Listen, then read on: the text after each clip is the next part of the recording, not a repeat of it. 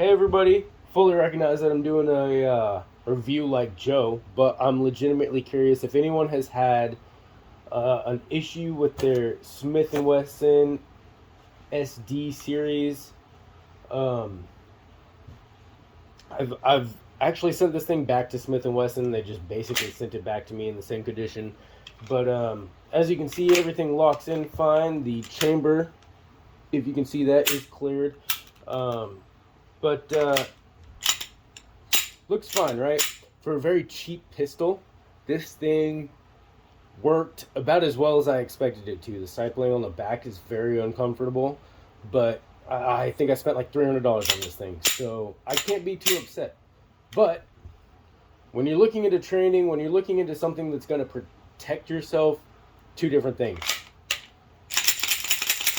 That shouldn't fucking happen. Okay? Two different magazines, both came in the same box with the same gun, but for some reason, when they manufactured these magazines, obviously everything isn't to spec.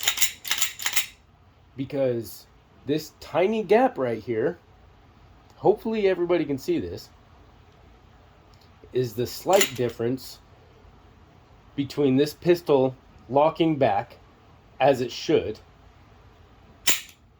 and not. So, unfortunately, I've had a number of problems with this pistol.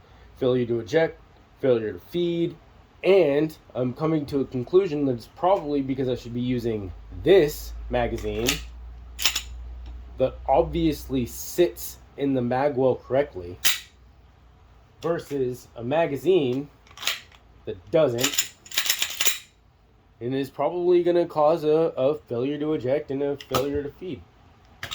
Let me know if you guys have had any of the same issues with these cheap Smith & Wessons. Personally, I'm a Glock guy. I prefer reliability over looks. Yeah, if you guys have any of the, I think there's a 45 variation of this, or a 40 Smith & Wesson variation, one of the two. This is an SD9 VE. Again, I sent it back to them. They sent it straight back to me because they probably put a magazine in it that worked. And yeah, I'm just curious if anybody has had the same issues.